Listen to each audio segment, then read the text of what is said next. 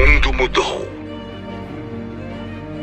E nós precisamos seguir essa mudança, atualizando o conhecimento em grupo para qualificar cada componente do nosso setor. Ele sendo integrador ou fabricantes de soluções para segurança e tecnologias.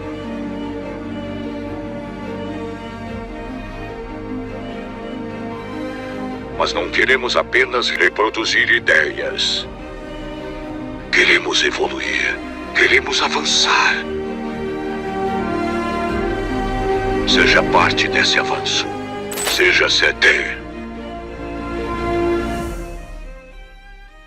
Olá pessoal, tudo bem? Essa semana a Microsoft encontrou ou relatou mais um bug nos servidores Exchange. Será que o seu ambiente está protegido? Eu sou o Renato Buiu, da Violink, e esse aqui é o CT Cybersecurity. Todos os sábados, aqui às 9h30 no canal do CT no YouTube. Se você não está inscrito, se inscreva aí e ative as notificações do modo todas para receber todo o material que o pessoal do CT produz para se familiarizar com as questões de segurança no mundo corporativo e pessoal. Bom, existe um ransomware, um ataque, né, um vírus já com um tempo aí de estrada, mais ou menos desde novembro do ano passado, 2021, chamado Black Cat, ou gato negro, gato preto. E esse vírus tem umas características bem interessantes e agora a Microsoft detectou, o FBI também participando, né, dessa detecção, detectou um aumento nos casos de detecção dessa praga em ambientes corporativos. É bem interessante as características tanto do malware, tanto da praga, quanto do ataque que ele está fazendo. Então eu achei interessante a notícia, vou compartilhar com vocês aqui. Então esse site aqui, né, a gente já falou dele algumas vezes, o Bleeping Computer, ele traz aqui o resumo do assunto. Então ele basicamente está relatando aqui que os servidores de Exchange, que é o servidor de e-mail da Microsoft, né, interno, geralmente utilizado dentro de redes próprias, dentro das empresas, né, ele foi hackeado para fazer a instalação, a distribuição desse ransomware chamado Black Cat. Então o objetivo aqui é fazer a criptografia dos dados da empresa para fazer depois uma extorsão com aqueles usam a extorsão dupla. O que é isso? Eles cobram dinheiro, eles exigem um resgate para descriptografar os dados, mas eles também ameaçam divulgar as informações sigilosas e eles até falam quais informações são essas na internet. Então realmente é um crime que tem um ataque duplo contra as vítimas, as empresas que são vítimas desse ransomware. Então aqui no resumo ele explica linhas gerais como é que funciona, né, e coloca que esse ransomware que já existia há algum tempo, existia desde novembro de 2021, foi detectado pela primeira vez em novembro de 2021, ele vem sendo utilizado agora com um pouco mais de frequência e em servidores Exchange, então talvez aí que seja a novidade, né? E o interessante é que eles mencionam aqui no artigo que apesar do blog da Microsoft, que eu vou mostrar daqui a pouco, não relatar nominalmente quem é que está utilizando, quem é que é a gangue responsável, vários grupos já utilizaram esse mesmo tipo de ataque no passado. Então ele menciona aqui Ryuk, Conti e Hive. Então vocês lembram que eu mencionei faz pouco tempo o ataque lá da Costa Rica, né? Dos sistemas de cadastro, o equivalente a INSS, né, Segurança Social, lá da Costa Rica, praticamente parou por conta do ataque da gangue chamada Hive. E essa gangue, ela tem muitas características equivalentes da Conti, que é russa, né? Então existe aí uma possibilidade que seja por debaixo dos panos a mesma equipe, né, a mesma gangue. Então, desde março agora de 2022, tem um aumento muito significativo na detecção desse ransomware Black Cat, o que faz com que as empresas elas precisem se proteger, precisem tomar as devidas precauções para evitar que os seus servidores de e-mail, né, de troca de informações, sejam contaminados com esse problema. E aí tem os cuidados que a Microsoft aqui recomenda. O FBI, desde abril, então basicamente um mês depois da primeira detecção, eles começaram a colocar esse alerta emergencial dizendo, olha, a gente está detectando um aumento muito significativo desse ransomware. Então, pelo menos 60 organizações no mundo inteiro já tiveram explicitamente seus servidores corrompidos ou prejudicados por conta desse ransomware. Então é significativo porque isso aqui a gente pode estar falando em alguns casos de perdas que podem chegar nos milhões de dólares aí de impacto. E é interessante isso, eles, para conseguir fazer esse mapeamento, eles estão contando com o pessoal de TI, né, os profissionais de TI, alimentando o FBI com essas detecções. Então eles mencionam, olha, caso você receba explicitamente uma solicitação de pagamento, né, pedido de extorsão por conta de ransomware, caso você detecte IP dentro de faixas que são utilizadas por essas gangues, caso você veja tráfego de carteiras de Bitcoin ou de Monero, com ID de transação que corresponde aos IDs de transações que são relacionados com essas gangues, notifique para a gente aqui, para a gente fazer essa rastreabilidade. E é assim que o FBI detectou esse aumento do uso dessa praga virtual, né? Na Microsoft, eles fizeram esse post aqui, bem recente, bem interessante também, explicando como que esse ransomware Black Cat, né, o gato negro, ele funciona, como é que ele se reproduz aí, como é que ele prejudica os servidores infectados. Então é um caso que é utilizado naquela exploração como serviço. Então basicamente um criminoso ele vende o pacote de ransomware, incluindo servidores, incluindo máquinas infectadas, etc. E ele vende isso para quem quiser explorar, pagando uma taxa para eles. Então, basicamente, você se torna cúmplice, quem usa esse serviço se torna cúmplice dessa gangue criminosa. O funcionamento dele é bem interessante, e aí aqui no post ele está explicando como é que funciona, o que ele tem, o que ele é capaz de fazer. Uma questão muito interessante, muito inédita, vamos dizer assim, nesse ransomware, é que ele usa uma linguagem de programação chamada Rust, que é uma linguagem que o pessoal de segurança gosta muito, é uma linguagem nova. O Google, eles incentivam muito essa linguagem, né?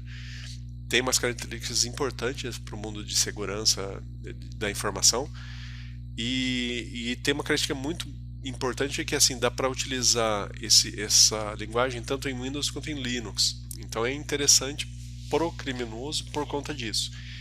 Mais do que isso, por ser uma linguagem relativamente nova, escapa um pouco de detecção de algumas ferramentas que não estão atualizadas ainda. Então talvez isso seja uma motivação que os criminosos utilizaram para usar essa linguagem de programação. De qualquer modo, aqui no post, a Microsoft no blog dela explica com detalhes o que esse ransomware faz. E aí algumas coisas interessantes ele consegue burlar o controle de acesso de conta de usuário, né? Então ele consegue o que a gente chama de escalação de privilégio, consegue utilizar um privilégio mais elevado do que o do usuário normalmente poderia fazer, consegue fazer enumeração de dispositivos, ou seja, consegue detectar quais são os computadores que estão à volta do servidor infectado, faz a sua autopropagação, que é característica básica de vírus, né?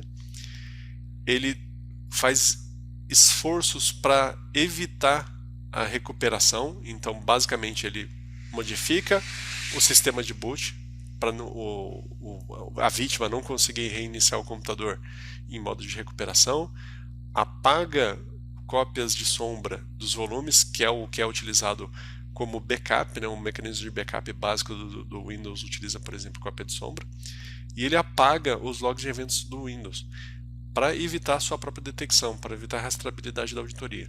Então perceba que é um conjunto de ações que ele faz, que está lá no framework do attack, por exemplo, identificando que ele faz várias coisinhas para não ser detectado ou para dificultar a recuperação de uma determinada vítima. Esse gráfico aqui ficou muito bacana, tá bem explicando o acesso inicial, como é que funciona. Então, o vetor inicial mais comum de propagação é por conta de algum usuário que deixou as suas credenciais disponíveis ou vulneráveis, usou uma senha fraca, por exemplo, não habilitou a autenticação de múltiplo fator. Então, qualquer uma desses recursos é utilizado como um vetor inicial de acesso. Aí depois ele faz a descoberta, ele faz essa validação do que tem de computadores ali no ambiente, rouba credenciais adicionais de outros usuários, faz movimento lateral contaminando outros servidores, outros computadores, faz exfiltração, ou seja, remove os dados, envia os dados sigilosos para fora do ambiente contaminado e por fim faz o impacto, que é criptografar os dados. Então os dados sigilosos que ele enviou para fora para servidores dos criminosos, ele também criptografa localmente para fazer o ransomware. Então realmente é uma praga bem crítica aqui, o que ele faz, né, para fazer extorsão dupla. A mensagem que ele dá para a vítima, ele explica que seus arquivos foram criptografados, etc. Estão com a extensão XYZ agora, então não é mais o arquivo original. E ele fala, se você não quiser a sua informação ser publicada, você tem que agir rapidamente navegando para tal site aqui, usando um navegador anônimo, né, da Dark Web, que é o Tor, e aí você vai conseguir pagar pra gente aí a extorsão que a gente está cobrando. Então eles queriam esse mecanismo, é realmente padrão esse tipo de mensagem. E aí aqui o que eu achei interessante também, a gangue eles colocam um pouco mais explícito, o que a gente tem interesse, o que você perdeu. Dados como dados pessoais de empregados, currículos, o número de segurança social dos Estados Unidos, então, que é bem crítico, né? Mais ou menos equivalente ao nosso CPF, só que um pouco mais crítico do que isso, mais sigiloso.